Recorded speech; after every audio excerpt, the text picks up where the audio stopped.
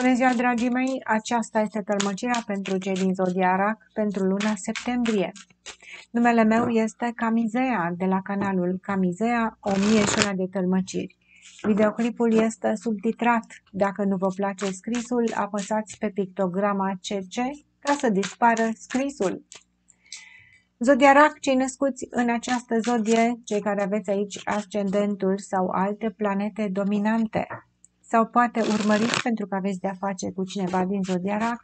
Vom începe cu energiile curente generale pentru această perioadă, să vedem ce se îndreaptă către voi.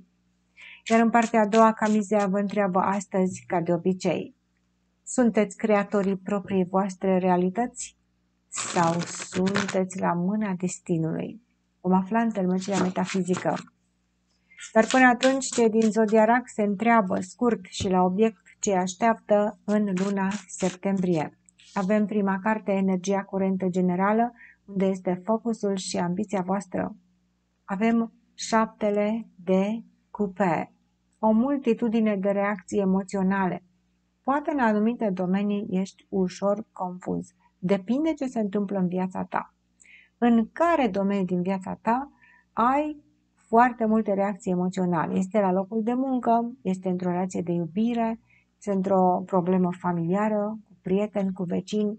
Iată, reacționezi în diverse moduri și nu găsești aici să tragi o concluzie. Poate este vorba de reacțiile celorlalte persoane pe care nu înțelegi foarte bine și vei încerca tu să înțelegi, să descoperi despre ei anumite aspecte, poate. Sau poate ai de-a face cu persoane foarte complexe emoțional despre care va trebui să înveți lucruri noi. Vei privi toate aceste aspecte în față. Avem regele de cupe în poziție răsturnată. Cu siguranță este vorba despre o energie masculină care îți va da de furcă emoțional în această lună.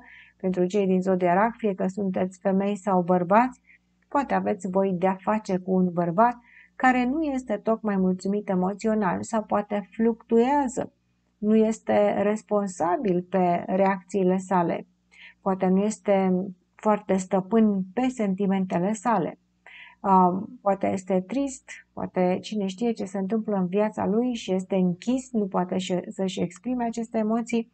În orice situație, acest bărbat vă va da ușor de furcă. Dacă ești tu acest bărbat, iată, nu vei mai înțelege mare lucru din emoțiile tale sau ale celuilalt. Dar nu la toată lumea este valabil. Probabil că tu ai de-a face din ceea ce văd cu acest bărbat, însă în puține cazuri ești chiar tu această persoană. Se întâmplă și în ce domeniu al vieții tale se aplică această energie, pentru că nu aveți cu toții viețile la fel. Ar fi banal și stupid să vă spun la toți acum 100 de persoane că aveți de face cu aceeași situație.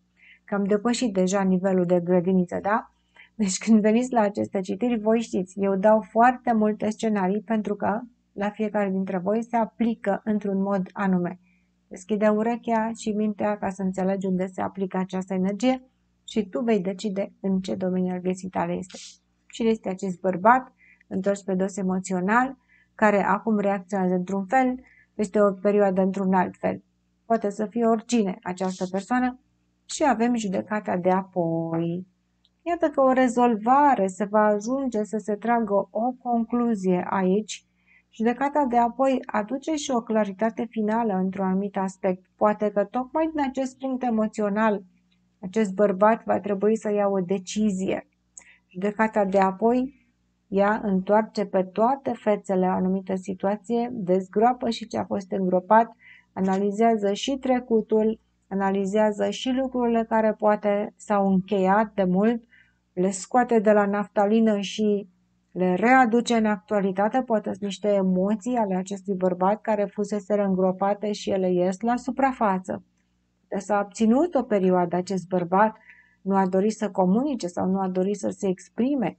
Iată, răzbucnește, dar va avea niște reacții foarte fluctuante în această perioadă și va spune anumite chestii, pentru că el nu își poate exprima emoții așa cum trebuie, va încerca să-și exprime aceste emoții, o să iasă ușor cam vraiște la început, dar se poate că până la urmă să înceapă să își dea seama cam încotro se îndreaptă emoțiile sale. Cine este acest bărbat? Este soțul tău, iubitul tău, un coleg, un vecin, un șef? Cine este? Un părinte? Ești tu? E ca de la spatele vostru, cei din zodia Rac, 8-ul de cupe. Cineva are dor de ducă, dar nu poate să plece, pentru că ceea ce lasă în urmă este foarte prețios și atunci se mai întoarce ușor înapoi la niște emoții. Poate va realiza anumite lucruri de importanță majoră emoțională din viața sa pe care trebuie să le aranjeze frumos așa, să numere niște binecuvântări emoționale cineva din zodia Rac înainte să facă un pas înainte. Cineva care are dor de ducă, parcă se întoarce, parcă mai dorește să mai analizeze aici puțin, mai are ceva, nu este încheiată această situație ca să poată să plece. Poate să fie vorba despre un loc de muncă la unii dintre voi, pentru că putem interpreta și pe carieră această energie, că te cheamă în altă parte, la o altă carieră, trebuie să faci un drum, să lași în spate un job, să pleci în altă parte. Se pare că nu ești în totalitate hotărât, mai ai ceva de încheiat aici, parcă îți pare rău că pleci de aici, de unde ești și vei mai avea tu niște discuții. Este vorba de o iubire, la unii dintre voi poate plecați dintr-o relație. Nu puteți să plecați așa de ușor, mi se spune. Indiferent de unde vrei să pleci, că pleci la ceva mai bine, mai trebuie să numeri binecuvântările care le lași în urma ta, îți spune tarotul.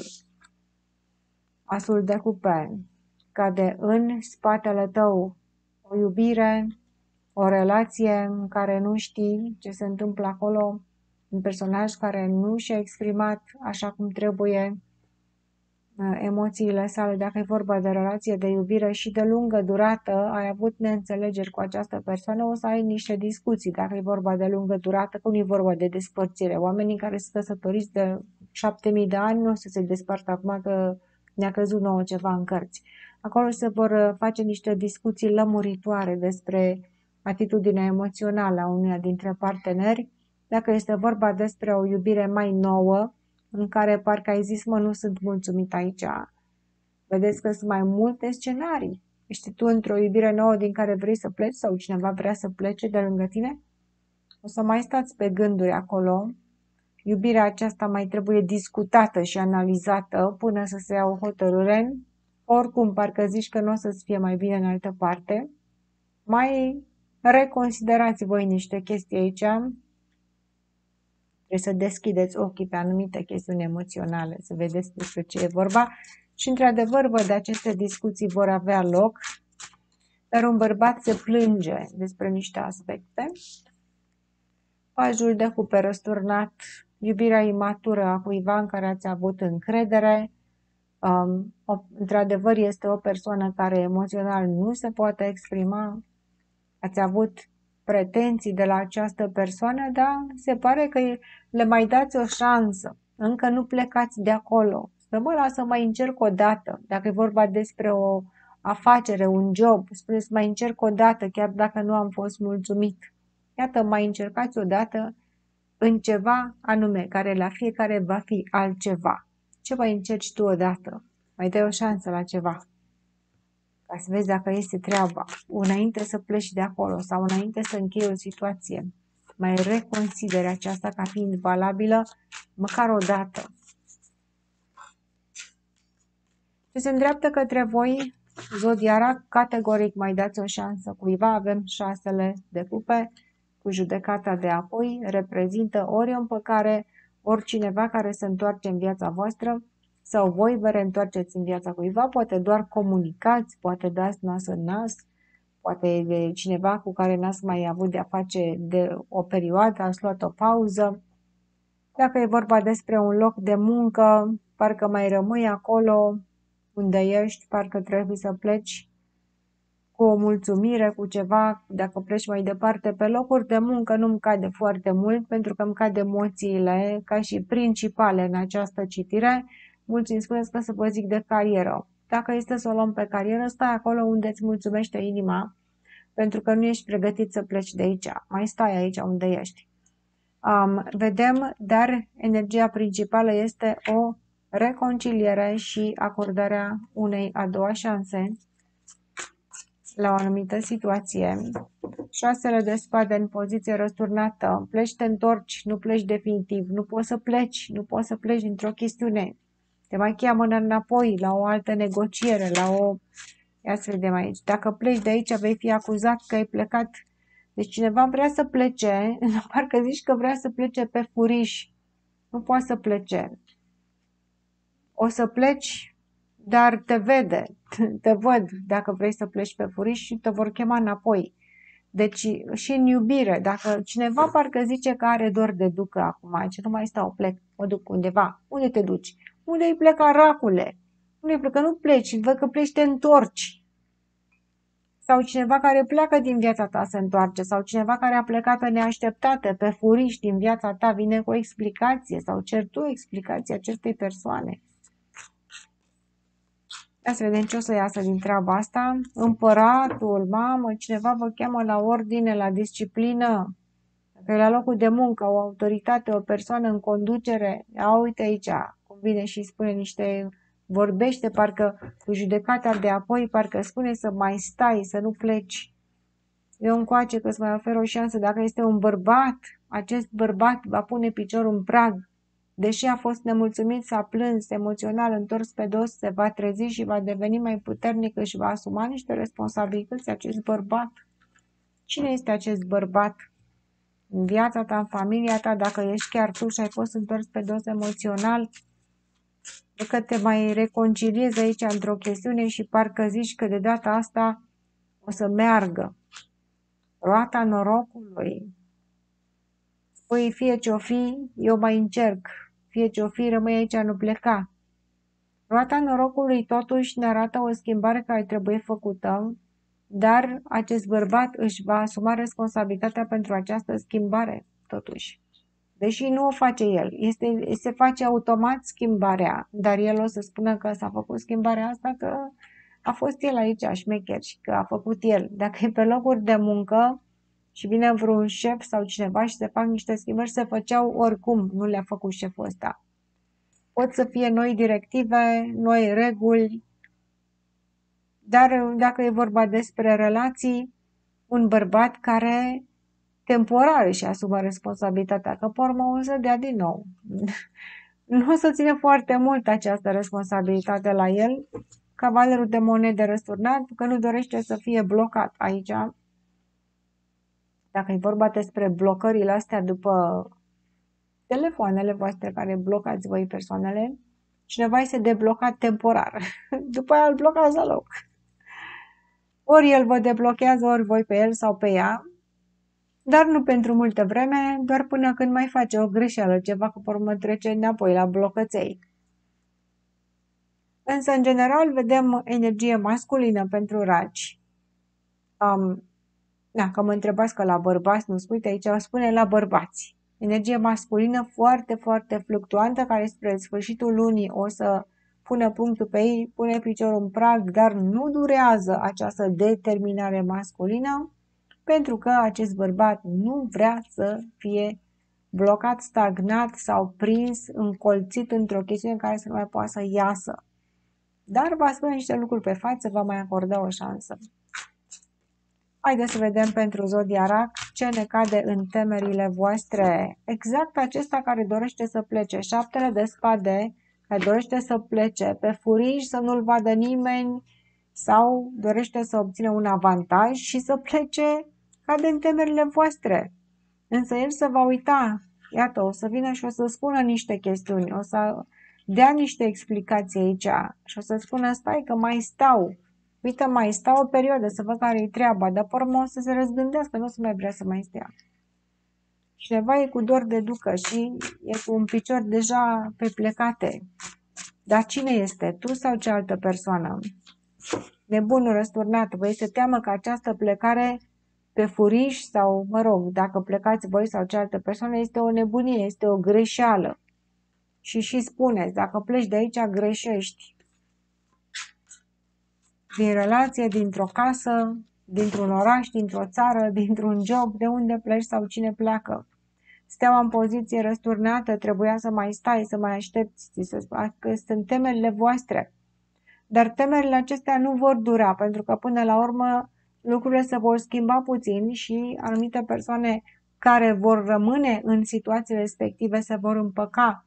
Acele persoane probabil că o vor face cu responsabilitate. Cei care nu consideră că trebuie să rămână, vor rămâne o scurtă perioadă de timp. Că nu o să aibă libertate de mișcare, de acțiune și de exprimare aici. Bun, în abordarea conștientă să vedem ce concluzii vom trage și care sunt hotărârile pe care Racul le va lua în luna septembrie. Dacă vă plac aceste citiri și ați rezistat până aici, dragii mei, puneți un like de apreciere, lăsați-mi un comentariu, ador comentariile voastre, dar nu uitați să vă abonați. Știu că sunteți abonați la 100.000 de canale și nu mai doriți să vă abonați la unul, dar abonamentul vostru gratis, aici apasă pe abonament, mă ajută pe mine ca să vadă YouTube-ul când fac și o datoria. Că YouTube-ul se uită, să știți. Câți abonați are ăsta, câte like-uri are, câte comentarii și dacă vă abonați, mă ajutați ca să pot veni pentru voi lună de lună aici, cu bucurie și cu entuziasm să fac aceste citiri, că este foarte greu să vin și cu loc de muncă și cu citiri de tarot. Abonați-vă! Se dorește citiri personale. Dacă doriți să mă căutați personal, numai pe linkul de mai jos. Am pus linkul meu direct de Messenger în descrierea videoclipului. Apăsați pe săgeată ca să vedeți linkul. Acolo mă găsiți pe mine. Nu mă căutați prin alte părți. Ofer citiri personale cu durată și până la 2 ore foarte complexe, în funcție de timp, bineînțeles, pe virtual, pe online le facem și contra cost. Bun, haideți să vedem racii. Care sunt hotărârile pe care le veți lua și cum se vor rezolva situațiile acestea pentru voi? Magicianul. Ia uite, un nou început. Cineva îi dorește mai multă libertate, mai multă flexibilitate. Nu va sta într-o chestiune care îl ține captiv. Da? Mai ales dacă este bărbat. Această libertate și puterea de a lua deciziile își dorește să aibă o putere de creație. Da? Deci dacă îl țineți, trebuie să-i dați libertate acestui bărbat ca să poată să stea cu voi sau ca să poată să fie de partea voastră. În momentul în care îl ții acolo și se simte captiv, va pleca. Magicianul reprezintă un nou început și dacă ești femeie și îți pleacă bărbatul ăsta, cine știe, care a fost așa temporar, nu nimic, te eliberezi și vei avea un nou început. Dar în relațiile de lungă durată el nu va pleca. Asta este pentru cei care ați întâlnit pe cineva cu asul de cupe, care ne cade la spatele vostru, o relație nouă, care nu merge, dar îi mai dați o șansă. Pentru cei de lungă durată, oferiți mai multă libertate partenerului ca să puteți să fiți creatorii vieții voastre. Magicianul are nevoie aici să facă el ce dorește cu aceste elemente. Are pe masa de lucru toate elementele necesare și, bineînțeles, că va crea ceva cu ele foarte frumos. Chiar voi sunteți aceștia magicieni, fie că mai stați sau nu mai stați la loc de muncă unde sunteți, voi trebuie să creați ceva. Și persoanele care vor rămâne nu se vor simți captive, ci se vor simți libere să creeze. Marea preoteasă, intuiția, poziție dreaptă. Vei avea un nou început, însă tu știi acest lucru, îl aștepți de multă vreme. Este momentul să se facă o schimbare, este momentul. Însă această schimbare, probabil că în momentul în care se face, tu o simți că se face schimbarea și vei ști intuitiv ce trebuie să faci în continuare. Deci iată cum intuiția este de partea ta și creativitate deosebită. Cei care faceți ceva cu mâna voastră, artistic, nu știu ce faceți cu mâna voastră, mâncare, construiți ceva, creați ceva, o mare, mare putere de creație veți avea în această perioadă. Și avem asul de spade în poziție răsturnată. Deciziile finale încă nu se vor lua, deși vedem un nou început cu libertate în care cineva primește această libertate să creeze după propria lui poftă sau să se exprime după propria poftă. Deciziile finale totuși nu se vor lua. Asul de spade este răsturnat, dar se va produce, se va oferi o oarecare libertate ca să nu se mai simtă aceste persoane constrânse sau controlate. Haideți să vedem, dragii mei, în continuare, Camizea vă întreabă astăzi, Sunteți creatorii proprii voastre realități sau sunteți la mâna destinului? Vom afla cu aceste cărți transparente multidimensionale pe care le voi face niște imagini pe această foaie albă de hârtie și le voi interpreta și vi le voi arăta și vouă. Cu adevărat, ești creatorul vieții tale. Omul creează în fiecare secundă. Acum și aici tu creezi realitate. Dar omul se fofilează, dorește să plece să caute în univers lucrurile mărețe. Vreau să-mi cunosc destinul, spune omul. Să știu numărul destinului. Ce număr al destinului am? Ce spune acest număr? Am un scop măreț în această viață. Care va fi viitorul meu? Ce voi ajunge să realizez? Vreau să știu, spune omul. Și face tot felul de practici prin care încearcă să-și afle viitorul. Dar de ce vrea omul să-și afle viitorul? Ca să știu, domnule, ca să știu, spune. De ce vrei să știi scopul vieții? Păi ca să-l îndeplinesc. Îl îndeplinești și dacă știi și dacă nu știi, că de aceea este scopul vieții și de aceea vii pe pământ, ca să-ți îndeplinești scopul vieții. Nu trebuie să-l afli ca să-l îndeplinești. Trebuie să ți-l îndeplinești ca să-l afli. Te va chema scopul vieții, dar vreau să știu destinul. Ce număr de destin am, spune omul. Își calculează niște numere de destin ca să știe omul ce destin are. Bun, asta se fac și în scop de divertisment. Se fac tot felul de cursuri, de meditații, de studiu altor vieți. De ce se duce omul să caute într-o altă viață? De ce se duce omul să caute în neamul său anumite, știu eu, tipare, blesteme, vină încoace că-ți deschid eu portalul, trebuie să-ți curețe cineva karmele, trebuie să-ți deblocheze ceacrele, trebuie să-ți arate numărul destinului. Se fac aceste căutări majore și uimitoare ca omul să înțeleagă ce se întâmplă cu sine, dar de ce face toate aceste lucruri omul? Că nu dorește să se uite ce se întâmplă în viața lui acum. Și zice, m-aș uita ce se întâmplă în viața mea, dar nu-mi convine. Deci mă duc și fac aceste chestiuni spirituale, cineva mă deblochează, cineva mă învață, mă duc la un curs la care mă învață să-mi deschid portalul norocului, să-mi vindec potența, să-mi vindec relațiile și toate acestea și eu mă duc și fac toate aceste învățături și apoi mă întorc acasă și spun și eu, precum cetățeanul turmentat al lui Caragiale, și acum eu cu cine votez. Știți? Adică omul se întoarce de la toate aceste învățături mărețe și spune, și acum eu ce fac? Ce să faci? Vii de unde ai plecat. Asta faci. Ești mai înțelept? Probabil că ești mai înțelept. Dar ce faci cu această înțelepciune? Că trebuie să o aplici acum. Și acolo e problema. Ca să o aplici trebuie să uiți de ea și mai întâi să cercetezi ce se întâmplă în viața ta. Nu care e scopul vieții și ce o să fie în viitorul meu măreț, ci băi, trebuie să mă uit la ce se întâmplă acum. Ăsta este scopul vieții mele, dar nu-mi convine ce se întâmplă acum.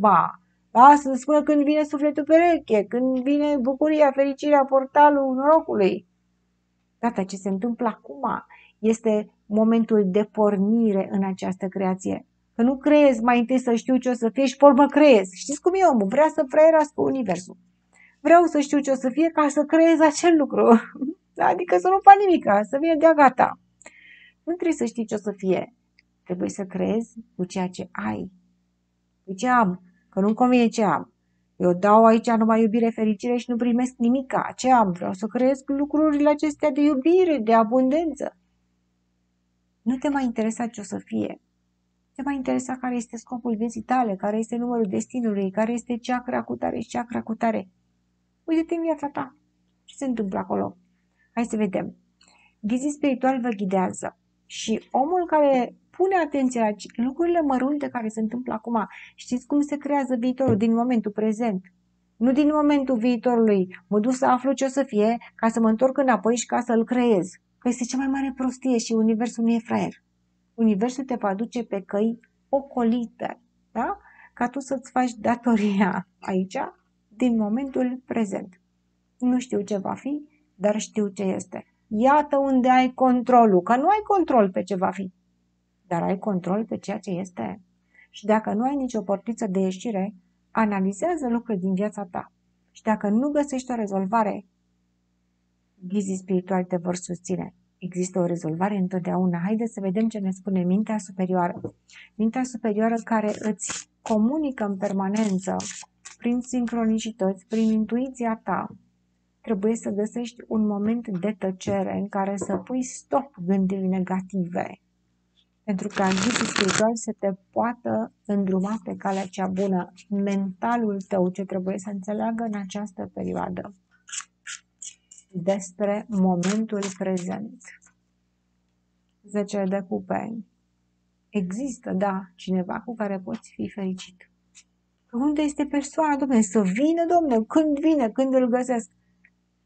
De ce spui când vine, când îl găsesc? Pentru că nu crezi că există sau pentru că nu ai răbdare. Dacă știi că există, calmează-te. Universul spune că există. Pentru fiecare om pe acest pământ, probabil că există o pereche. Dar dacă nu-i găsim ca să fim fericiți și găsim oameni nepotriviți, înseamnă că noi atragem pe oamenii nepotriviți. Tu trebuie să înțelegi că pe cine atragi în viața ta, atragi conform energiei și vibrației tale. Dacă nu-ți convine pe cine atragi, schimbă-te. Există persoane în această lume cu care tu poți să fii fericit. Wow! Iată ce trebuie să înțeleagă mintea ta.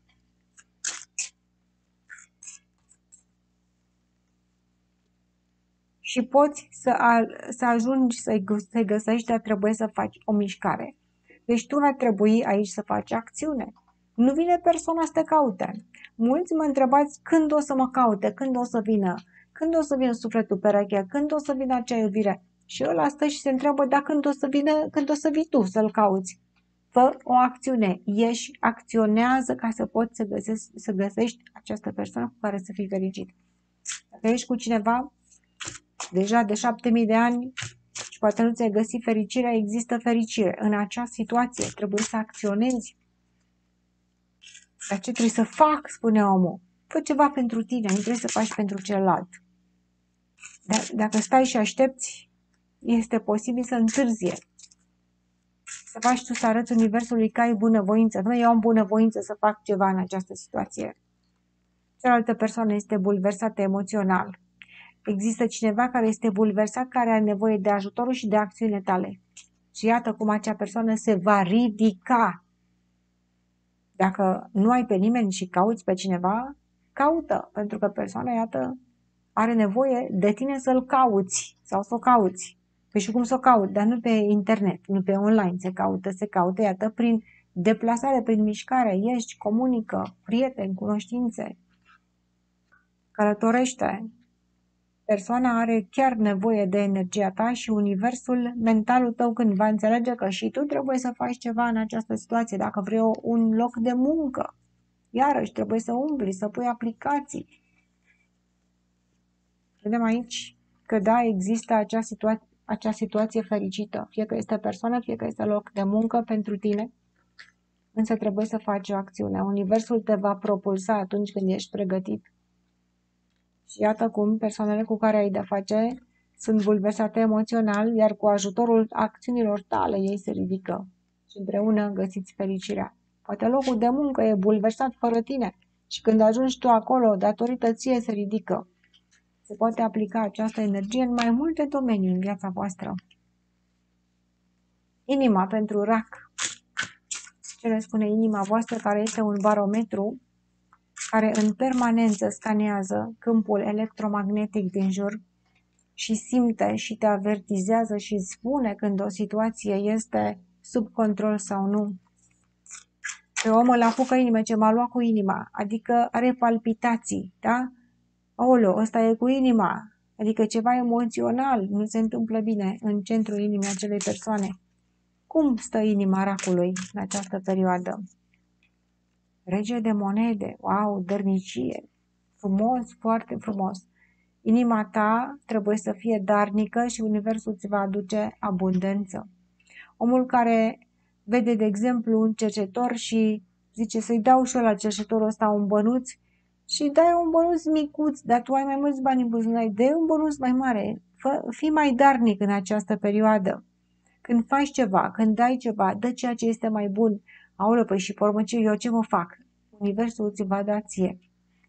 Ai în inima ta abundența, fie că ești femeie, fie că ești bărbat. Dacă ești femeie, bărbatului din viața ta îi se dă o abundență.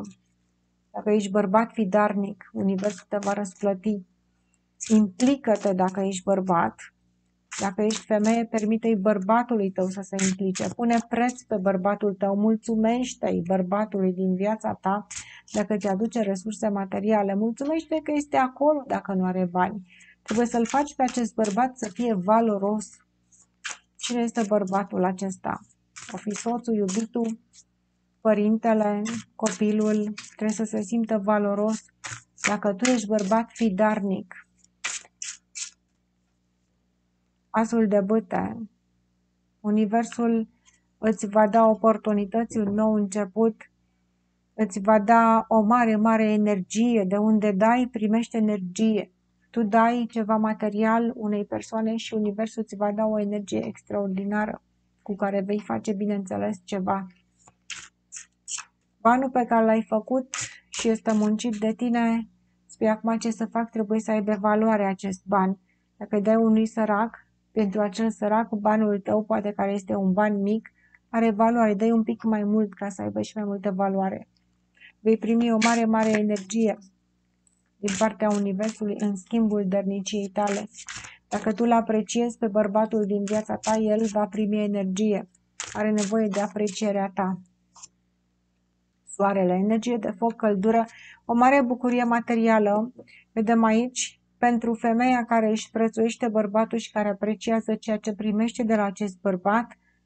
Dacă n-ai bărbat, fii tu această energie care dăruiește și dacă tu ești bărbat sau poate n-ai un bărbat, oferă tu cu generozitate din toată inima și cu toată căldura ceva de valoare. Și Universul îți va înmulți această bunăstare foarte frumos, dar prin acțiunile tale, nu degeaba. Avem regele de monede care, așa cum v-am spus, poți să fii tu cu dărnicia ta ca bărbat sau femeia care îl apreciază și îl onorează pe acest bărbat pentru toate darurile sale. Nu pentru defecte, am spus pentru darurile sale. Defectele nu le mai punem la contribuție aici. Și iată cum Universul vine cu asul de bâte, o energie de foc fabuloasă și avem soarele. Deci este energie peste energie. Dar aceasta vine din dărnicia voastră și din recunoștința voastră. Ce ne spun ghizii spirituali pentru rac? Ghizii spirituali sunt în permanență alături de noi și ne ghidează prin intuiția noastră și prin sincronicități. Dar nu ne pot vorbi, cum spun oamenii, vreau și eu să iau legătura să vorbesc cu ghizii spirituali. Nu-ți vorbesc, nu auzi vocile. Trebuie să faci liniște în mintea ta. Nu poți să oprești gândurile, dar poți să oprești gândurile negative și să rămâi cu gândurile pozitive. Și în momentul în care tu ai gânduri pozitive despre o anumită situație din viața ta, ghizii spirituali te pot contacta și te pot ajuta. Gândurile noastre contează în fiecare secundă. Atitudinea noastră mentală, disciplina mentală contează în creația realității. Când ai o atitudine disciplinată și pozitivă mentală, ghizii spirituali vor veni. Ia să vedem ce îți vor spune. Pajul de spade. Să spui adevărul, să cauți adevărul, chiar dacă deranjează, îndrăznește, adevărul te salvează. Pajul de spade reprezintă sinceritatea. Poate ușor naivă această sinceritate, dar știi cum se spune? Spui adevărul, chiar dacă supără, chiar dacă nu, și că omul nevinovat a spus. Un copil care e nevinovat îți spune întotdeauna adevărul. Chiar dacă îți spune că ești frumos sau că ești urât, el așa a văzut, așa a simțit, așa a spus. Așa trebuie să fii, ca un copil care spune adevărul. Bineînțeles, acum nu trebuie să facem în situații cine știe de pericol, să te duci la unul să-i spui cine știe ce și ăla este mare director și de afară. Trebuie să fii sincer cu tine. Ia, dom'le, sinceritatea mea spune că aici lucrurile nu sunt prea ortodoxe, dar nu pot să spun acum în gura mare. Sinceritatea este ca să văd anumite adevăruri, da? Trebuie să ne compromitem în această viață, nu putem să spunem chiar pe față totul oricui, da? Că nu avem, poate nu avem curajul să o facem, dar asta nu înseamnă că nu vedem anumite lucruri. Deci, vezi cu sinceritate și spuneți ție, recunoașteți ție, chiar dacă nu-ți convine, trebuie să vezi adevărul în fiecare situație și vei găsi soluția. Lanțul karmic se va tăia cu adevărul. Deci situațiile în care ești ținut captiv, în care ai o toxicitate în viața ta, care spui că tu nu le poți. Bă, nu pot, mă, da, eu n-am cu ce. Zice omul, eu nu pot că n-am bani, eu nu pot că n-am mașină, eu nu pot că nu am nu știu ce cunoaște, nu pot că nu știu ce. Ghidul spiritual te poate scoate din acest lanț toxic dacă tu recunoști adevărul. Da, mă, nu pot. Dar asta nu înseamnă acum că nu se poate. Dacă eu nu am aceste capacități, dacă eu nu am aceste resurse, asta nu înseamnă că nu se poate. Și atunci, dacă tu ai un pic gânduri un pic mai pozitive despre aceste lucruri, iată că Universul îți va aduce niște soluții prin ghizii spirituali. Haideți să vedem.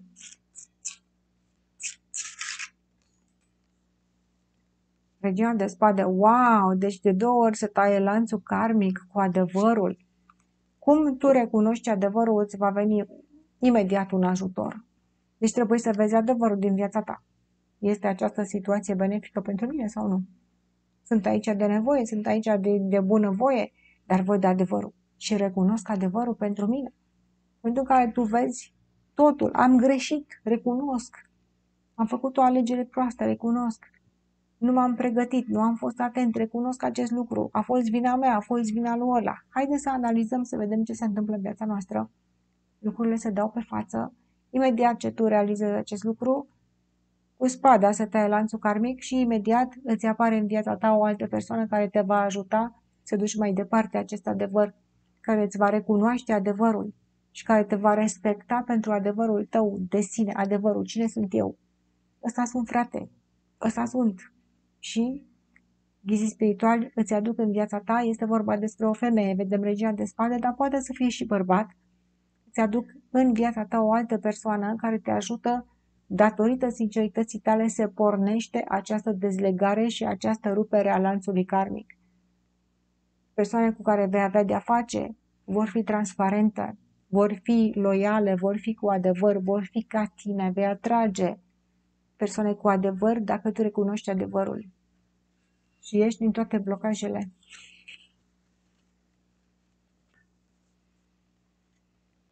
Vedem adevărul. Multe persoane nu doresc să vadă adevărul. Ești cu cineva care te chinuie, ești cu cineva care nu vrea să fie cu tine, care te minte, care te evită. Spui, da, mă evită, mă minte, da, mai stau, că poate cine știe, se răzgândește. Vezi aceste lucruri și stai de bunăvoie în situații toxice. Vezi-le, recunoaște-le. Da, domne, așa este, nu merită. Iată, lanțul karmic pe care tu îl tai cu adevărul aici, cu această spadă mică. Ce se întâmplă? Imediat Universul trimite ajutor și iată cum mai vine și această regiune de spade și taie și ea cu sabia verigile acestui lanț toxic și te eliberează pe tine dintr-o închisoare mentală, din anumite situații în care nu găseai o rezolvare. Aceasta a fost tălmăcirea. Vă mulțumesc pentru atenție. La revedere!